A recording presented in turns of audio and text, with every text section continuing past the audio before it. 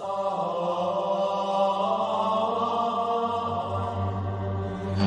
you will know my name is the Lord. I am God. Damn you all.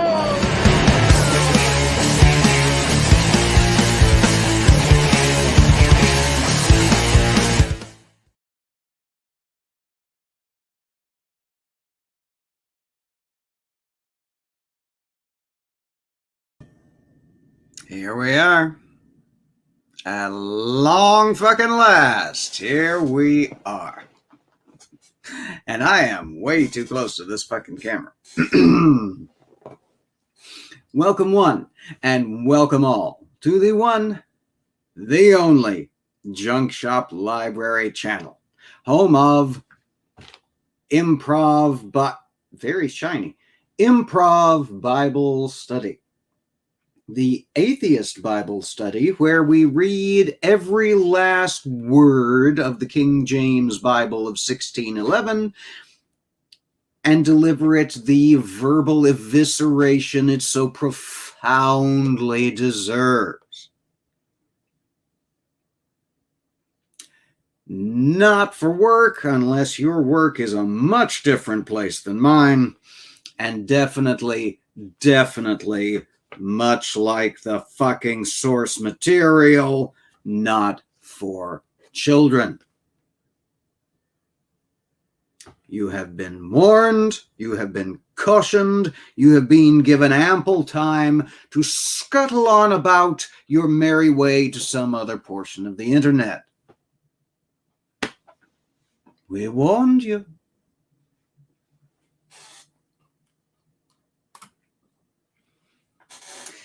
This show, and the others like it, here on the Mayhem and Foolishness Productions Network, link to the official website in the box of text description below, would not be possible without the ongoing support of my amazing Patreon patrons, the folks whose names you currently see scrolling at the bottom.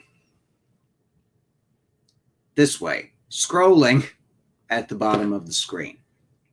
And these folks provide not only their monetary support over on Patreon, but their ongoing creative feedback, and most importantly of all, their monetary. I just did that. Can you tell it's been a while since we did this dance together? Most importantly of all, their moral support. And I just can't fucking thank them enough. The more so, given that it's been a month since I put anything out on the channel. Closer to 2 since there was any Patreon content. And yet, you all stuck around. Thank you. In a special and particular, y'all know I got to shout out my top tier patron, my one and only and oldest of longest standing, is what I meant. Patreon supporter, my genuine calfskin level patron, and my friend, the one and only Mr. Paul Kamish, whose advice and philosophy I shamelessly stole for the title of this today's production. And the video from which I shamelessly stole it is appropriately linked in the description below. I thought to do that like just as it was time to go live. Until it's been a minute since Old Junk Shop did this shit. I'm all rusty and out of practice. Oil can. I see the chat beginning to fill up. There's people here. People here on no notice at all. Welcome one and welcome all. So good to see everybody. Everybody. some folks who don't normally show up, and some folks I hadn't seen in a hot minute, and some folks I am very glad to see. All y'all. I didn't have any intention of streaming today, to be honest. I didn't really feel like it. I didn't really much want to. I didn't really want to shave. I didn't really want to get in front of the camera. I didn't really want to talk. I really didn't want to read this fucking garbage. But it's what we do here on the channel. And it's one of the few things in life that I can do and control and be good at. And I remembered what my friend Paul told me once, and for that matter, told the internet once when he was talking with Andy over at Laughing in Disbelief. You can only control what you can control. And there comes a point where you just got to realize that you're up in the air, and there's only so much you can do. And when that point happens, it's time to fly the plane.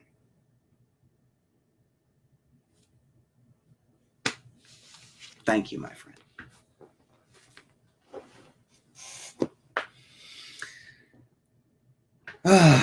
Okay.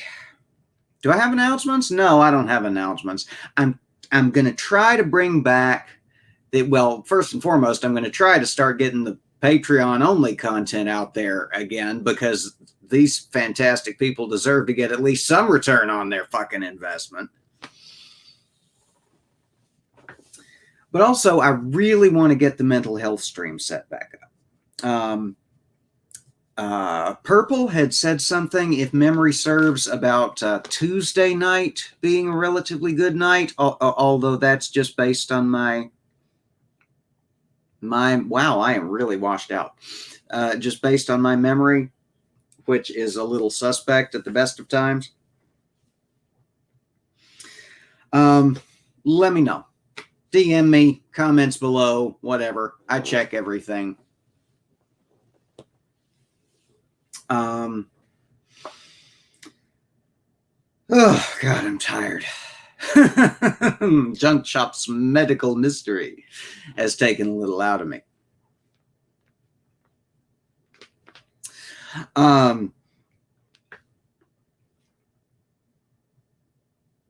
I guess without further ado, we'll launch into this nonsense.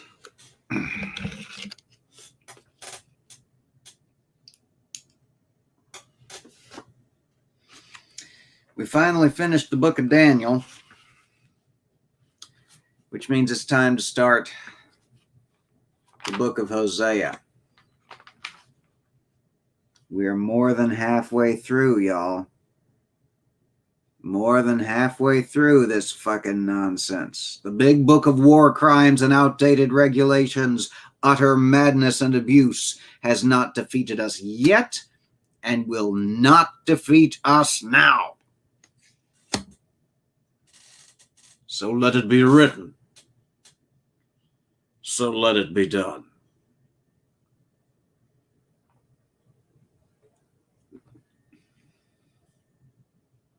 Obviously, it's not just coffee.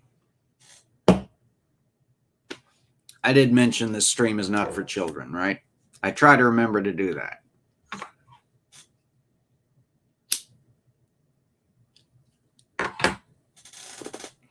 An old junk shop feeling a little cranky today.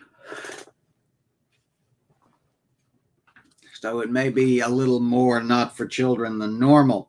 Maybe a couple extra F-bombs dropped. I can't believe y'all of reprobate mind would stick around for this blasphemous foolishness, mayhem and foolishness even.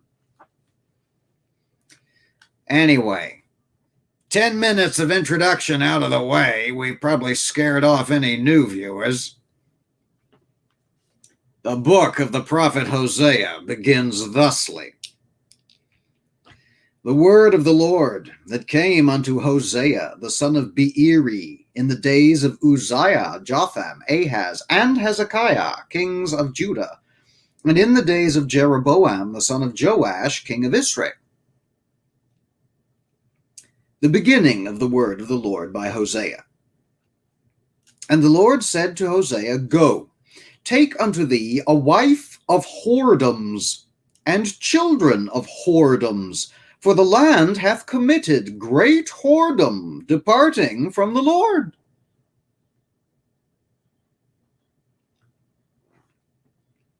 So he went and took Gomer, the daughter of Diblaim, which conceived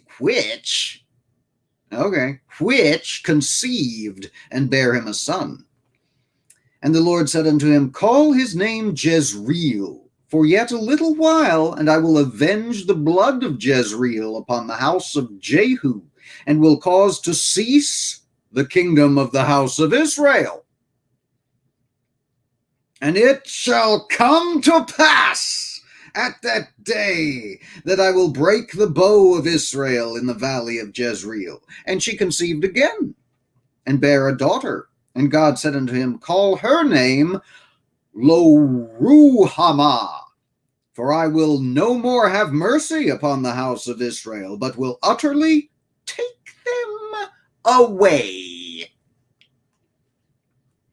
But I will have mercy upon the house of Judah, and will save them by the Lord their God, and will not save them by bow, nor by sword, nor by battle, nor by horses, nor by horsemen. Now when she had weaned Lo-ruhamah, she conceived, and bare a son. Then said God, Call his name Lo-ammi, for ye are not my people, and I will not be your God. Yet the number of the children of Israel shall be as the sand of the sea, which cannot be measured nor numbered. And it shall come to pass that in the place where it was said unto them, Ye are not my people, there it shall be said unto them, Ye are the sons of the living God.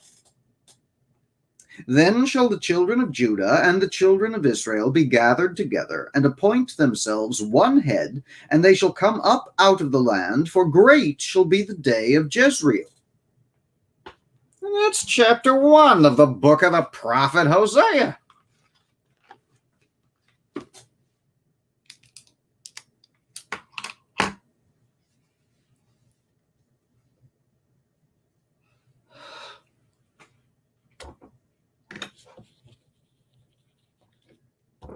Okay.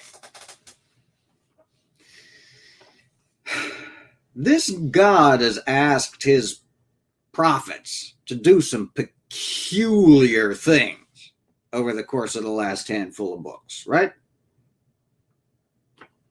He told Isaiah, was it Isaiah?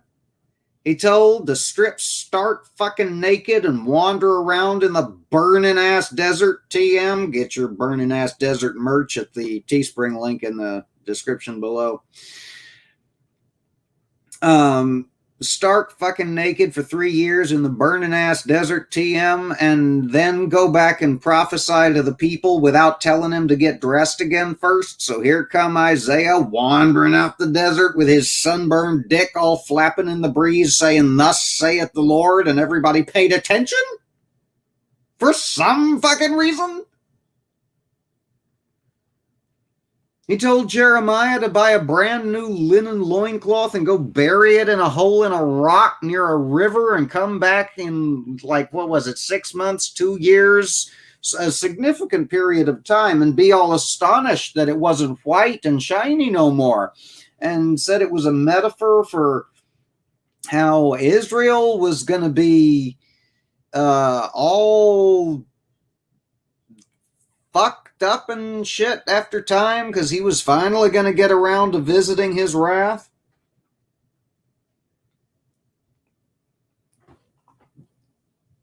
I don't know what takes the cake more, though. Go wander around the Judean desert for 3 fucking years, starkers, or go take thee for a wife an accomplished and practiced sex worker, and have children, and name them weird fucking shit.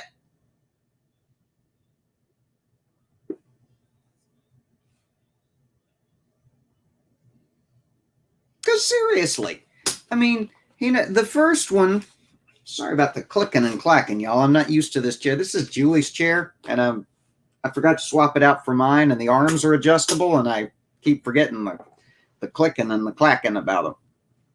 And we've got this, thanks to some friends of ours, we've got this brand spanking new microphone that picks up every clicking and clacking that happens, probably including the clicking and clacking my poor beleaguered knees do as well.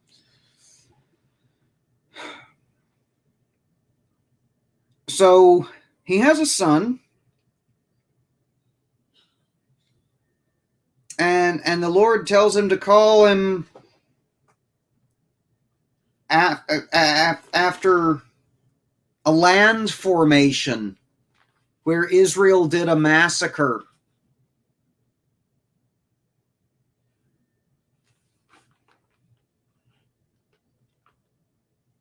And then there's a daughter. And God says, call her name, I will have no mercy, or the Lord will have no mercy. Can you imagine that shit? The Lord will have no mercy. Get your ass in the house. It's time for dinner. Hey, Lord will have no mercy. Lord have mercy. What are you doing over there? Shit, I could do this all day. That would get old real fast, even for me.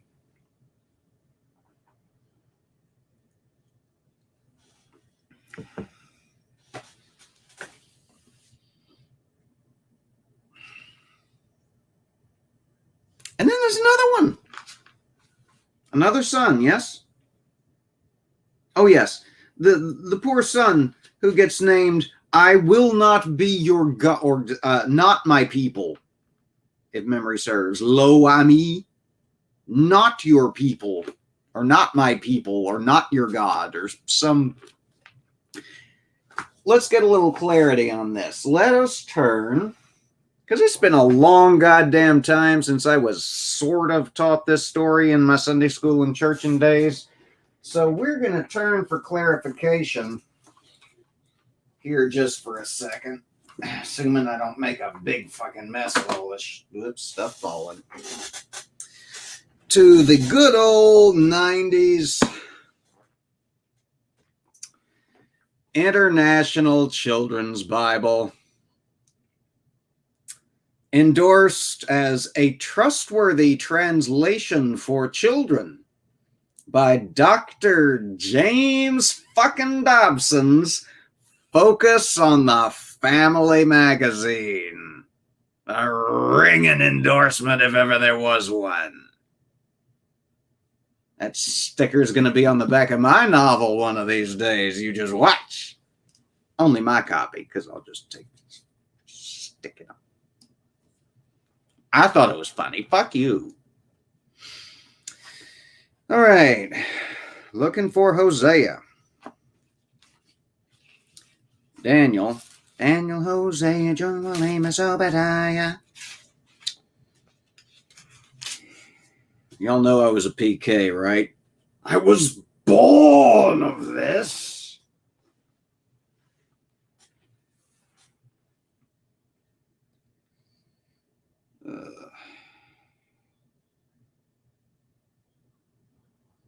No, it just gives.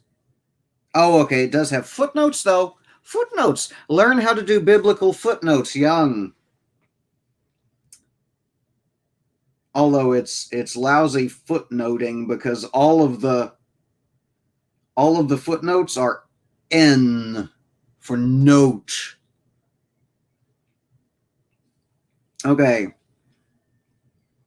So he names the first son after a land feature where Nevermore's got me in one ear and Lisa in another. Yeah, I'm live right opposite Atheist Church, aren't I?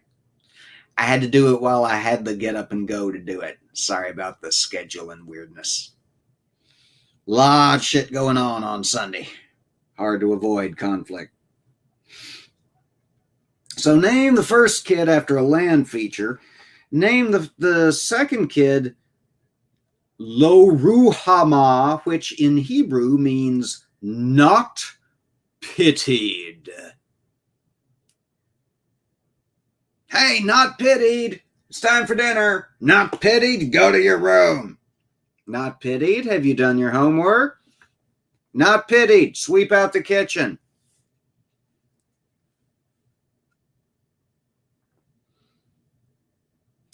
And then not pitied is weaned, and promptly poor Gomer gets pregnant again with what turns out to be a boy who they decide to name Lo Ami, which in Hebrew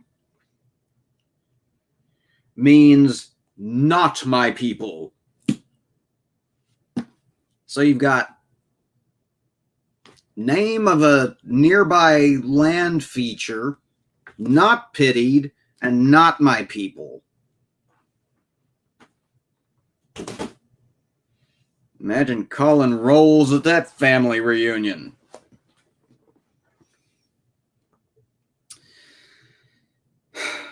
Okay, so aside from the fact that this is just God blither blathering again about how he's gonna smite the almighty shit out of Israel for the umpteenth time and then yet restore them to their former glory yet again after he's exterminated the fuck out of the naughty ones. Besides that, there's not a lot going on. You know, except for the rampant misogyny, which they just kind of slipped in there while we wasn't paying attention. Right off the bat, straight out the gate, motherfucker. Holy shit.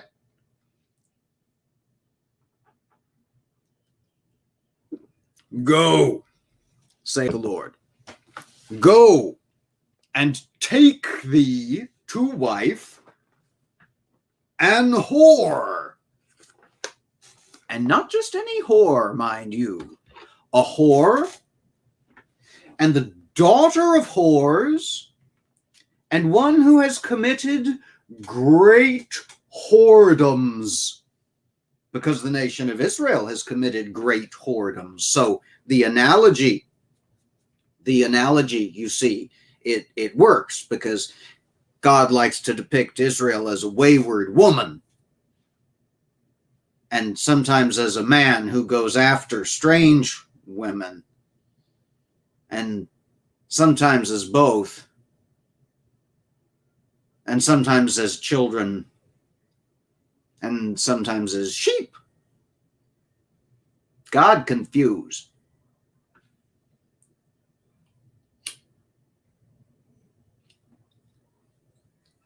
Oh, shit.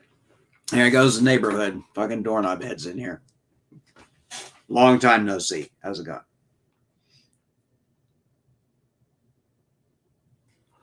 Okay, so...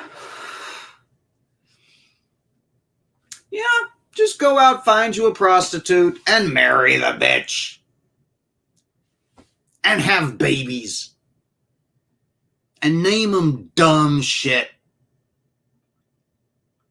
For I am the Lord, and I done said so.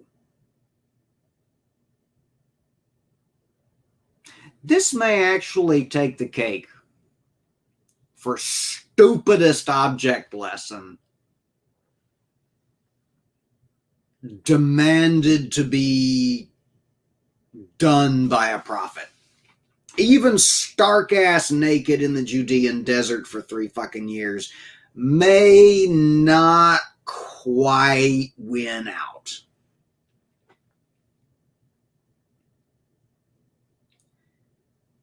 Because this involves now 4 other people.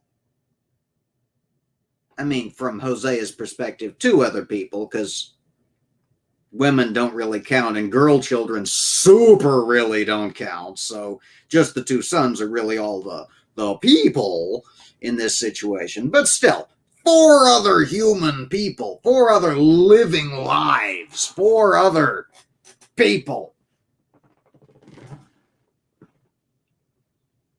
Because fuck you, Yahweh. I am a 21st century individual, and we long gone since have come to the conclusion that people are, a person's a person, no matter how small, girl, child, or no.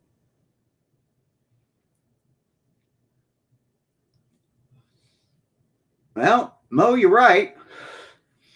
We're not supposed to look lustfully at a woman, but he didn't say lust after her. He just said marry her and breed with her. So much wrong going on here. So much weird and so much wrong.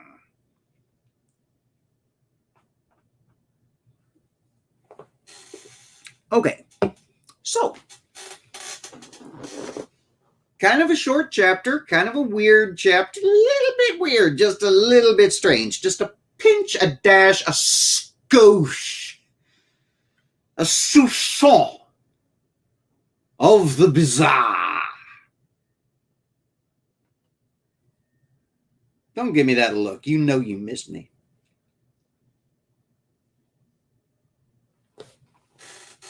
Okay, chapter 2. We ain't never going to finish if we don't never get started, right? So, chapter 2.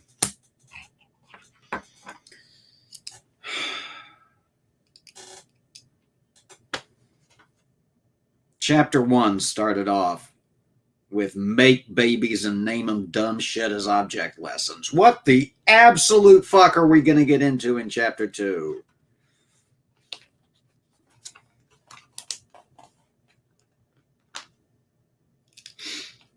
Oi, oi, oi. Y'all, excuse me. It's allergy season in earnest, and Old Junkshop's fantabulous sinus problems have not helped the continual itching of the schnoz. Chapter 2. Is that a little TMI? It's like, we're not on Linda's channel. What's all this information coming at us for? Okay. Say ye unto your brethren, Ami, and to your sisters, Ruhamah.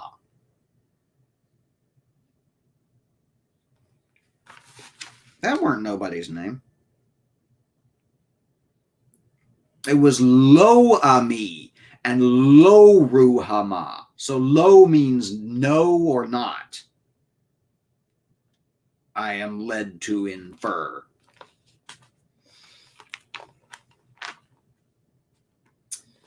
Say unto your brethren, Ami, and to your sisters, Ruhamah. Plead with your mother. Plead, for she is not my wife, neither am I her husband. Let her therefore put away her whoredoms out of her sight, and her adulteries from between her breasts. Lest I strip her naked, and set her as in the day that she was born, and make her as a wilderness, and set her like a dry land, and slay her with thirst, and I will not have mercy upon her children, for they be the children of whoredoms. For their mother hath played the harlot, she that conceived them hath done shamefully, for she said, I will go after my lovers, that give me my bread, and my water, my wool, and my flax, and mine oil, and mine drink. What the fuck are you giving her then? You're the one married to her. She's getting all her entire supplies from her lovers. What are you giving her besides sperm?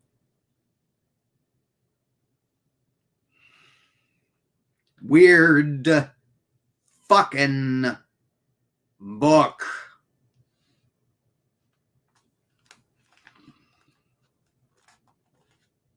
Therefore,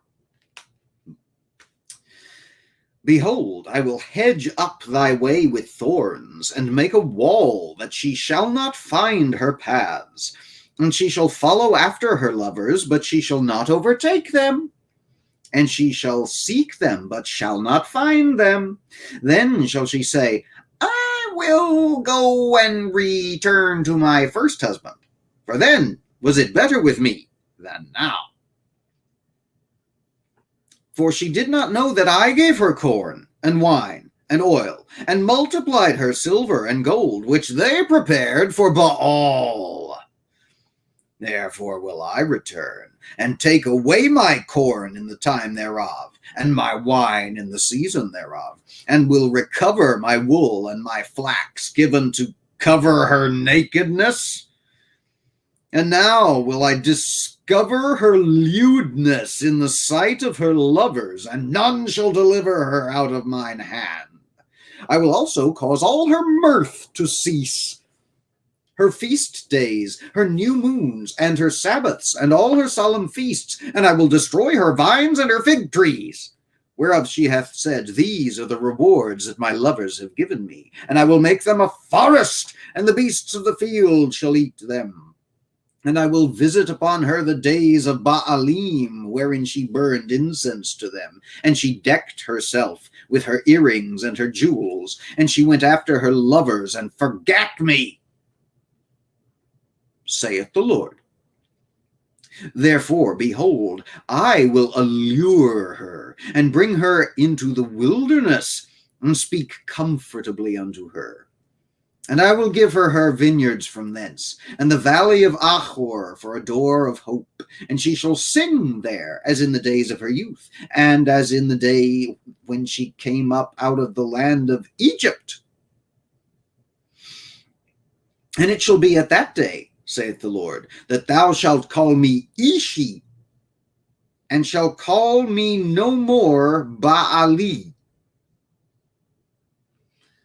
For I will take away the names of Baalim out of her mouth, and they will no more be remembered by their name.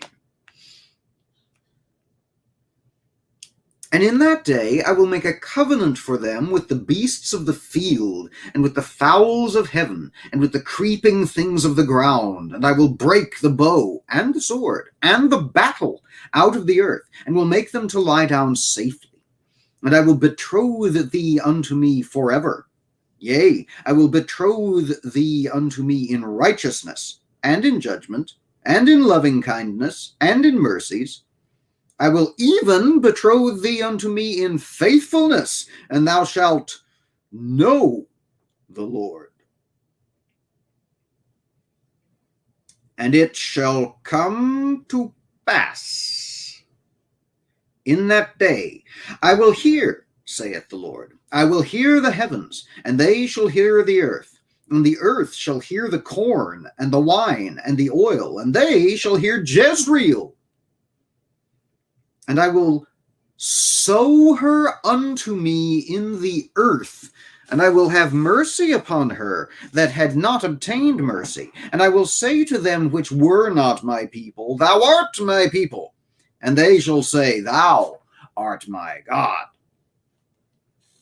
And there we have the little bit confusing chapter 2, the book of the prophet Hosea.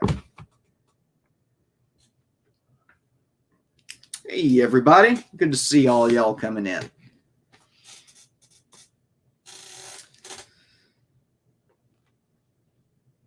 Okay, so weird.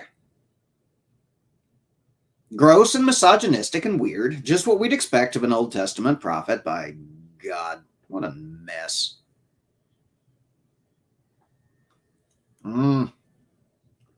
Harmonica man, do not turn It Shall Come to Pass into a drinking game at this point in this book. I will bear no responsibility. The library is not liable for any passing out or brain damage or liver failure that occurs by doing dumb shit like turning It Shall Come to Pass into a fucking drinking game.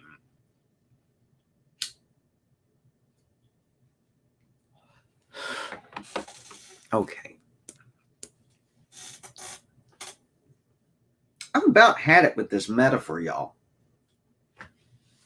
I mean, as far as this book goes, I've about had it with metaphor in general. But I've really, really about had it. I've long gone since had it, if I'm being honest, with this metaphor of Israel as the unfaithful wife, the wanton woman, whose just and righteous punishment it is to be stripped naked in front of all of her lovers for no readily discernible reason other than to embarrass her, to cause her shame.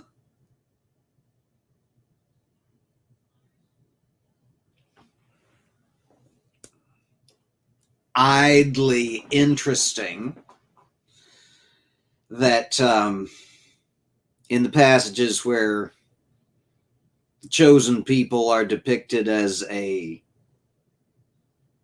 male entity who has gone astray after foreign women, strange women, this practice of ritual deprivation of garmenture never happens.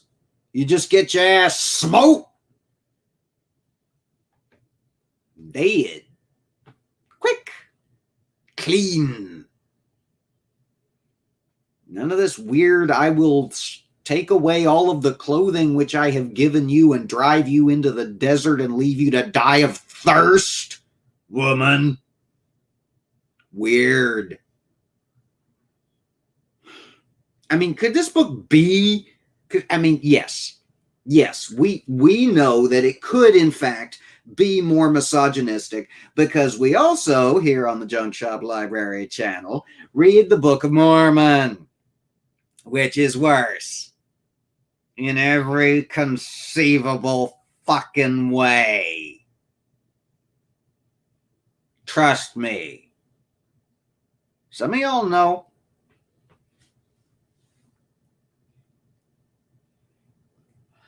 But we're here for the Bible today. Sufficient unto the day is the evil thereof. So the chapter starts out, it sounds like Hosea is talking to his fucking kids and giving them instructions for what to say to his fucking wife. This woman of whoredoms and daughter of whoredoms who hath done great whoredoms. Well, sounds like a good time to me. Woman obviously knows what she's doing.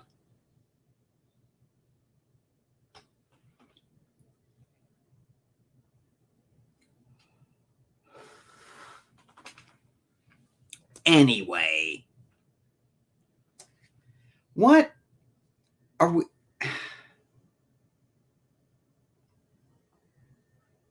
Usually at this point, this is where I start to complain that there's just nothing to get your teeth into here. There's just almost too much going on right here. You've got bad shit, badly written.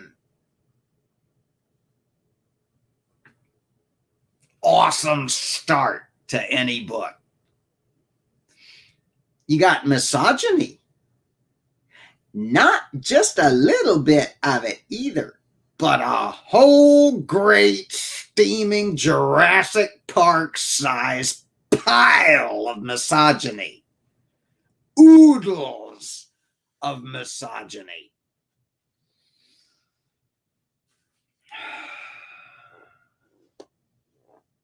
Tell me y'all didn't miss my cranky ass going off like this. You know you love me.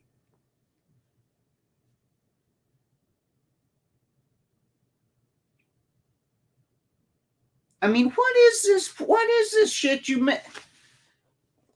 You did not marry a demure, pure, calm, quiet, mousy little housey wife. You married someone who had committed great whoredoms. You knew what you were marrying. Yes, I said, what? Go out and take one as a wife?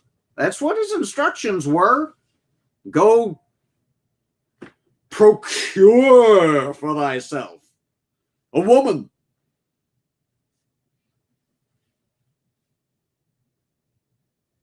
A right horny one, apparently. And have many children by her. Well, 3. Many, given the state of medical care at the time. And then go. And then Hosea loses total fucking control of his narrative. Instantly, his carefully crafted misogynistic metaphor for the state of the house of Israel, both present and future, because of deeds done and sins committed in the past. This carefully crafted house of cards metaphor that he has built for himself with the lives of other humans totally fucking collapses. The goddamn oscillating fan turns through the room and cards go everywhere. It looks like a scene from a Harley Quinn comic. You got cards a-flying.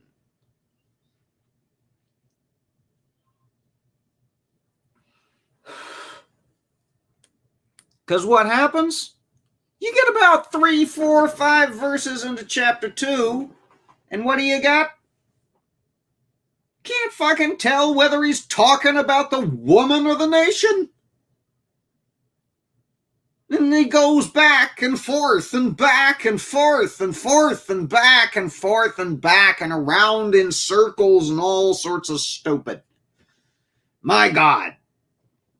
And then by the end, he's obviously talking about the nation of Israel because, you know, they're going to be his people again, and they'll be as numerous as the sand of the sea, like he said in the last chapter, and they will accept him and worship him forever, and, you know,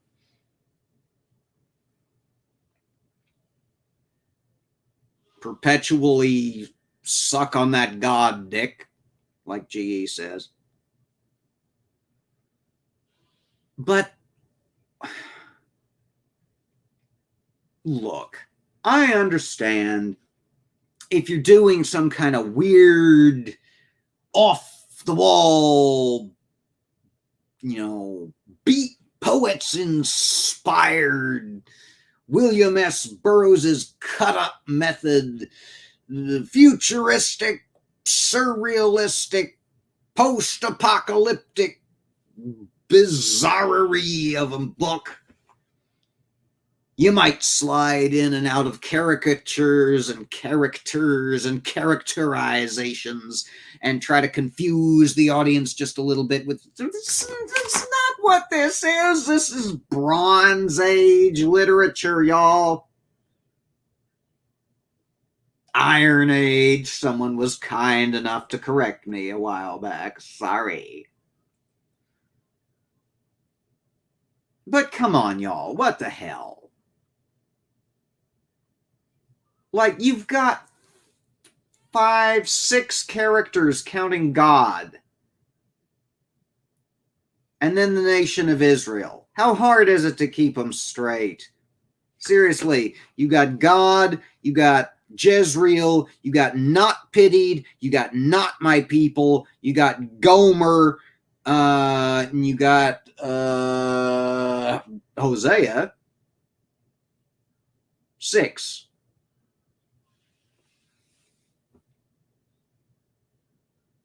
Even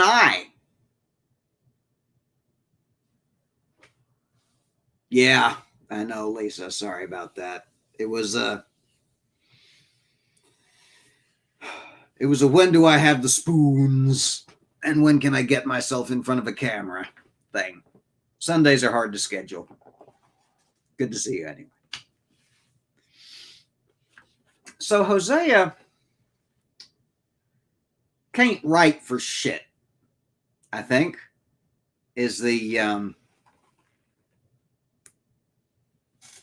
conclusion at which we have arrived, and I am unanimous in this.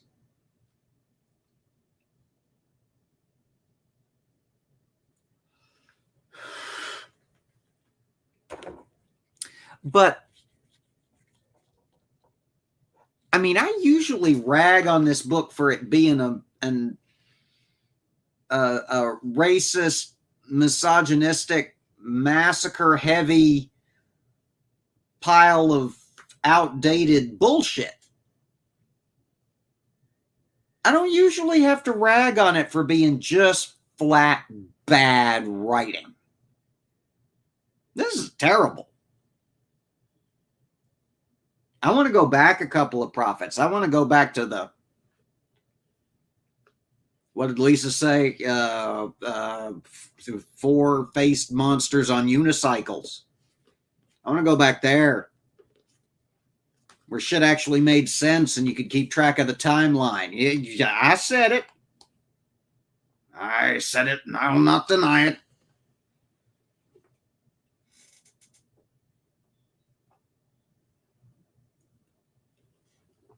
Now,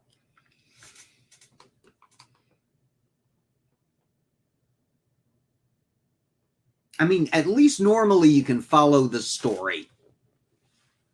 Sometimes the timeline gets a little wacky, like back in, Daniel there for a little while was like telling a story from the reign of this king, and then telling a story from the reign of this king, and then telling a story from the reign of this king, and then telling a story from the reign of this king, just for shits and giggles, and then telling a story from the reign of this king.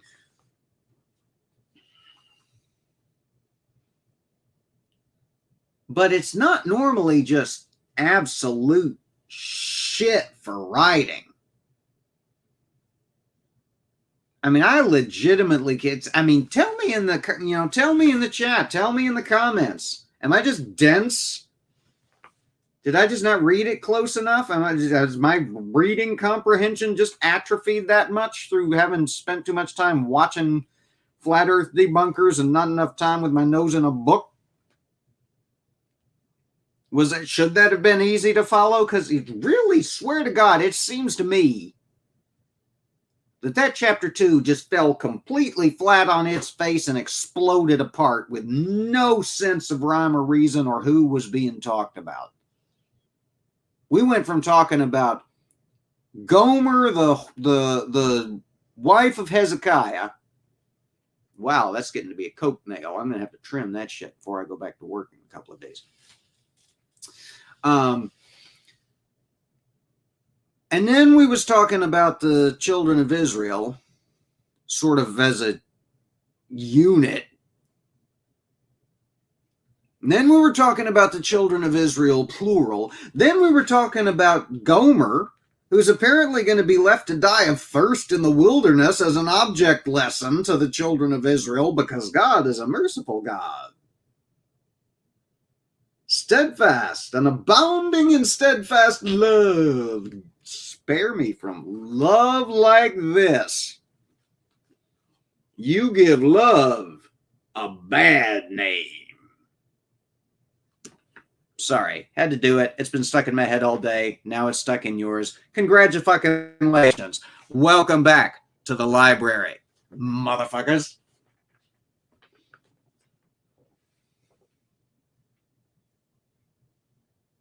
Don't make no sense. All right. Been bitching about that long enough. Yeah, don't forget the genocides. Can't forget them genocides. Hadn't had one yet here. Although he did predict the impending genocide of the kingdom of Judah, but just kind of washed right over that to go back to the stripping naked of the woman who had committed great whoredoms. Much more interested in the nudity than in the violence, this one. All right, we're going to do chapter 3.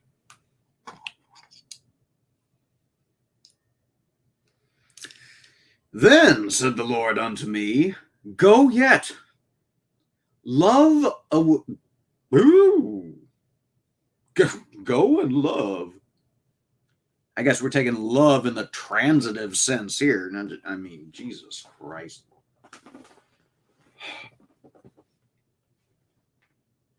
This Hosea shit is weird. No wonder they didn't teach us all this in Sunday school and church and days. Then said the Lord unto me, Go yet, love a woman beloved of her friend, yet an adulteress, according to the love of the Lord toward the children of Israel, who took to other gods and loved flagons of wine. So I brought her to me for 15 pieces of silver, and for an omer of barley, and an half omer of barley. And I said unto her, Thou shalt abide for me many days. Thou shalt not play the harlot, and thou shalt not be for another man, so will I also be for thee. For the children of Israel shall abide many days without a king, and without a prince, and without a sacrifice, and without an image, and without an ephod, and without teraphim. Afterward shall the children of Israel return and seek the Lord their God, and David their king, and shall fear the Lord and his goodness in the latter days. And that's chapter 3.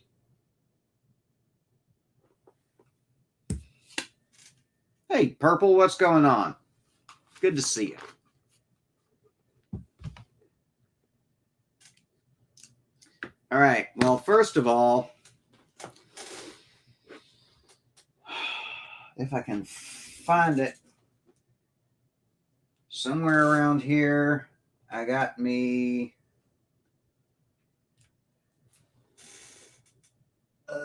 let's see. No, that's Naked Lunch. No, that's a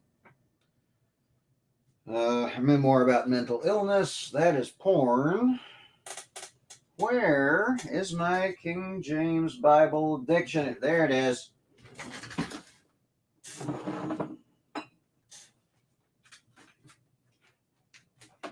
Fly that fucking plane.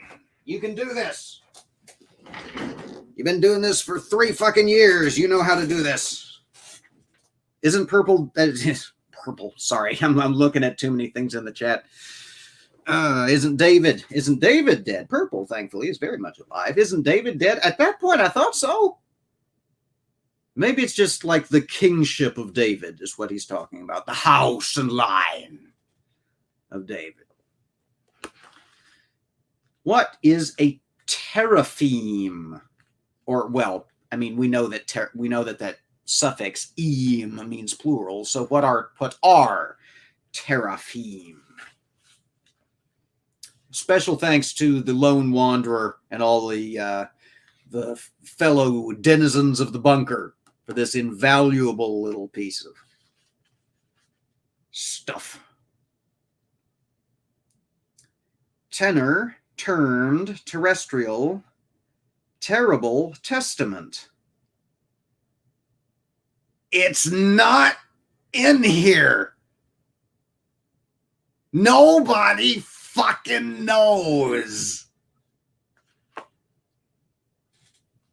What is an ephod? An ephod is a priestly vestment. It's sort of a fancy ass breastplate, that sort of waist breastplate thingy, like a sort of a very fancy manly corset.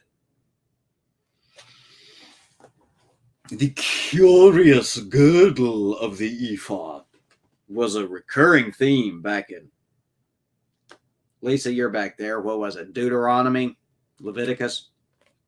Okay, so teraphim, we don't know what they are. But Israel's not going to have any of its priestly stuff. Its accoutrement. Okay, so in addition... Oh, no, not in addition to, because he's not married to the woman of great whoredoms anymore, because he's household gods. Okay, thank you. So like Lares in the Greek tradition. Okay, household gods. So, yeah, no teraphim for thee. No household gods. No shrines in the home. No fertility deities.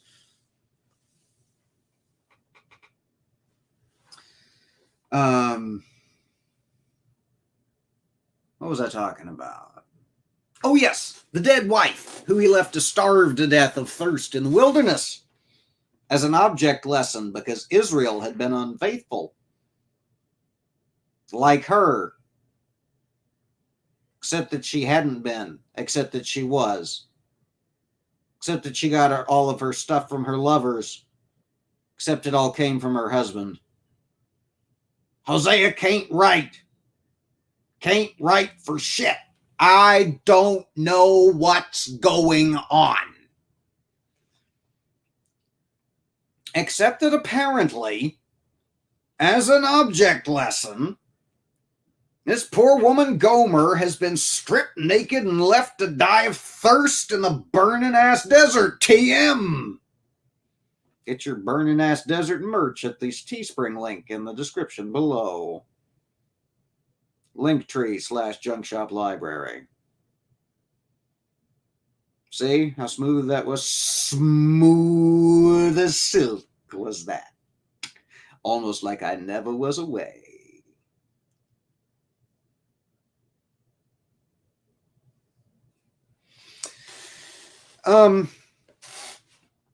So he's told to go buy a woman. Just straight up fucking buy a woman, an adulteress. And he buys her for some barley and some, what was it? It was an omer and a half of barley and some, an omer and a half of barley and 15 pieces of silver.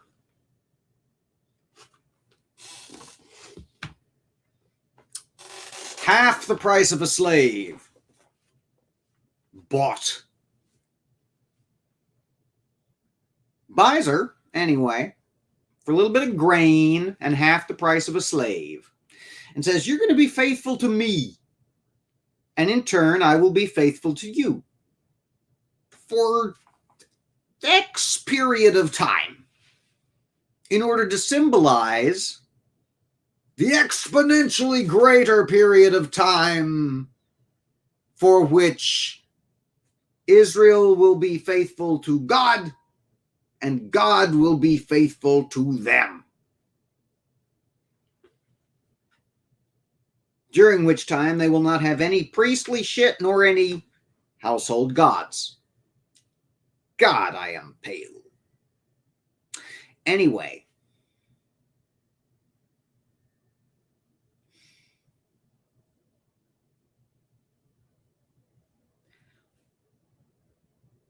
What am I reading? Yeah, just go fucking buy yourself an adulteress. Go down to the corner store. Big Larry's motorcycle maintenance, dry goods and adulteresses. Make sure you get a cheap one because you're just buying her for a short time as an object lesson. Jesus Christ. Ugh. What the fuck are we reading here? Oh, that's right. A Bronze Age holy text. Shit. People love this garbage. People find great, profound truths in this garbage. And then seek to impose these truths on other people's lives. Or kill them. You know. Fuckers like me. Weirdos, queerdos, and out-here-dos. Iron Age. Fine. Iron Age and be damned. Couldn't remember if it was you or not. I said something about that earlier.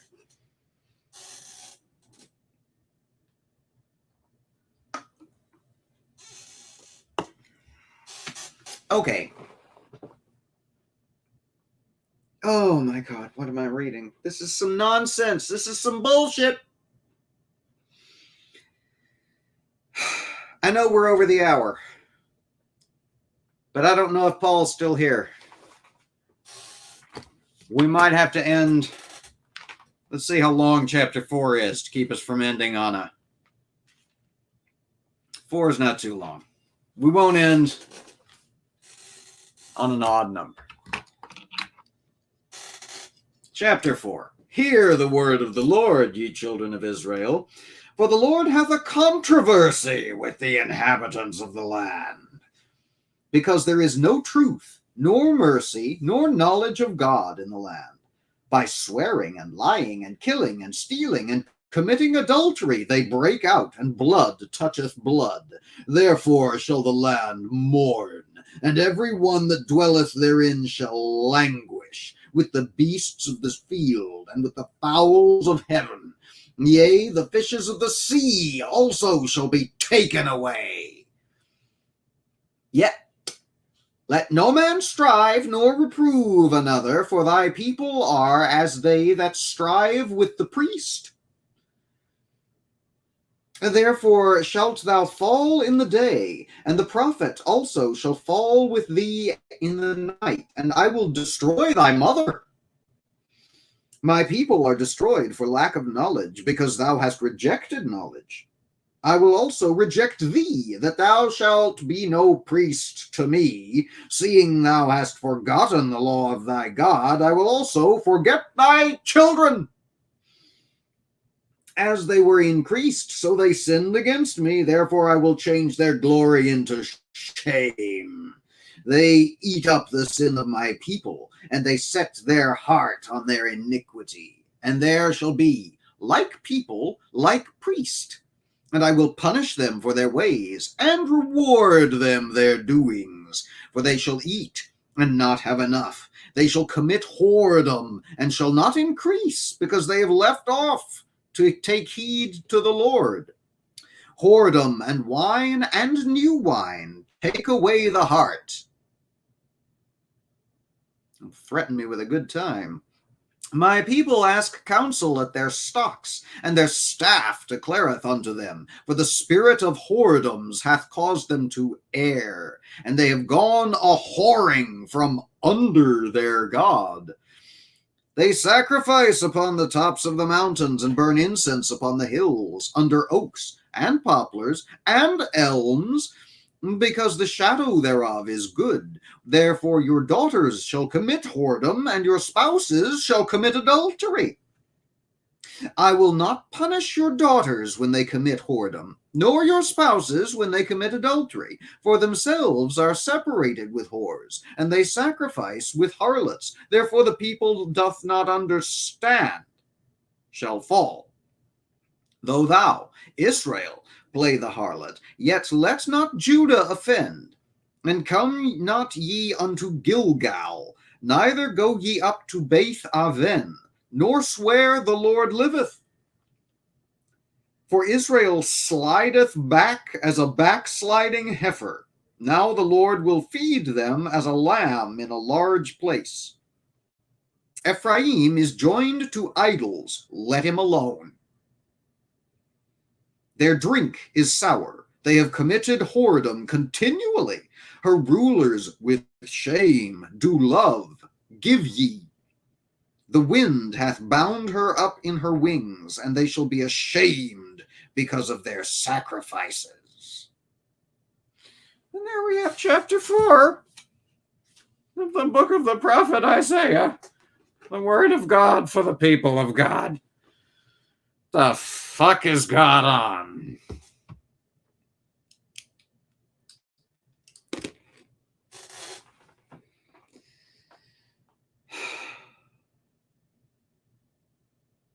It has been generations of this. God says do X. The people do X. Then the people do Y. Then God says, no, I said X, not Y. And the people say, oh, sorry, my bad. And they do X for a while. And then they do Y again, and God smites them the fuck out into a foreign land. And then God gets tired of not having his dick sucked, and he brings them back to his holy mountain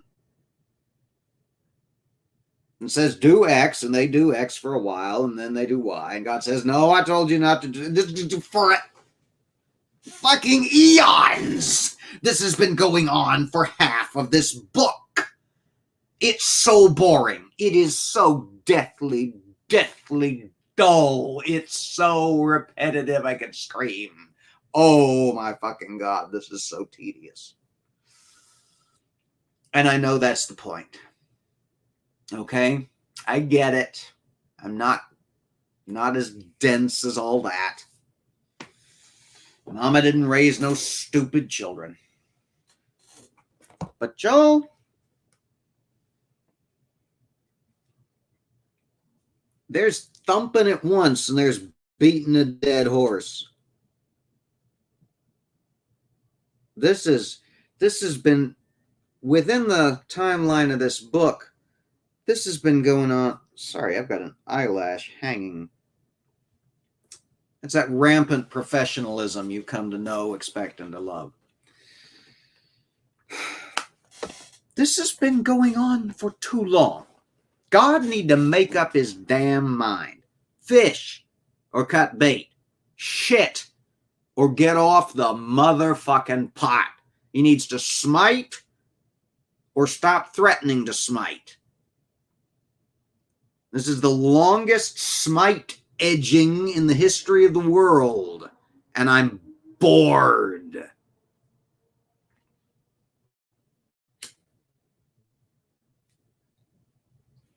Hundreds of pages.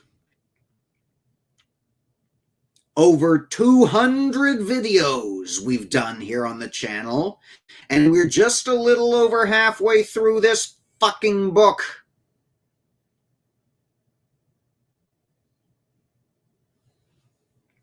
January of 2019, we began this journey together, if you can but believe. My. And did I mention that Hosea can't write for shit?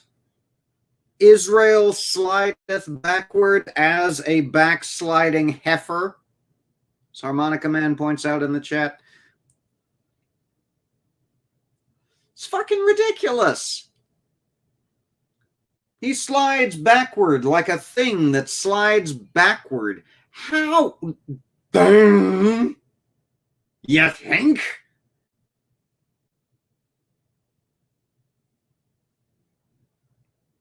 I mean, this is terrible. And I'm not just talking about the rampant misogyny and the woman buying. Though that's bad too, don't get me wrong. This is bad writing. It's terrible. It's irredeemably bad. You can't edit this shit. You cannot whip this shit into shape. This cult cannot be broken.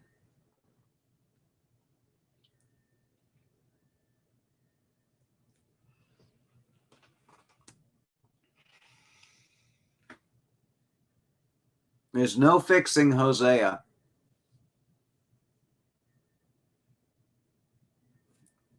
I think that's our what did we learn on the show tonight, Craig? Meow. There's just no fixing Hosea. This is a hot steaming mess. This book is a mess. I don't know how much more of this is there? I don't think Hosea is all that long. 10, 14. Okay, so we got 10 more chapters and they're short. Thank goodness. I don't know how much more this foolishness I can take. I know it's Mayhem and Foolishness Productions, but by God, there must be a limit. Jesus Christ. You know, imagine if I was doing this stone cold sober on coffee. I'd be absolutely apa-fucking-plectic.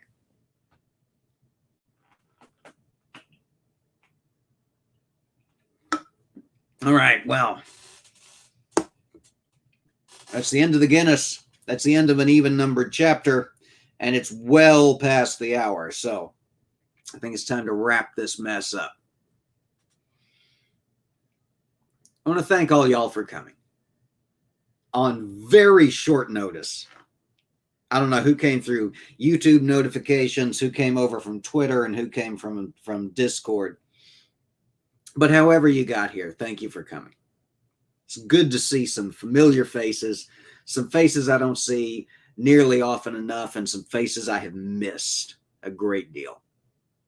Thank you for being here, my friends. Extra special thanks to my Patreon patrons, the folks who were the lifeblood of the channel and literally kept us on the air, kept the internet on during a large portion of last year when the library was going through some things. Thank you for all you've done and all you continue to do. And thank you to the donators of stuff and of funds who wish to remain anonymous. Ain't forgot about you. Don't thank you often enough, and I know that.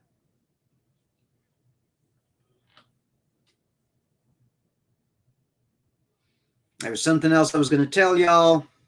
Butterfly thought. Don't remember. Not going to catch it at this point. Oh. See if I remember how to get out of this mess, because it's been a long time. As we always say before we roll out of here,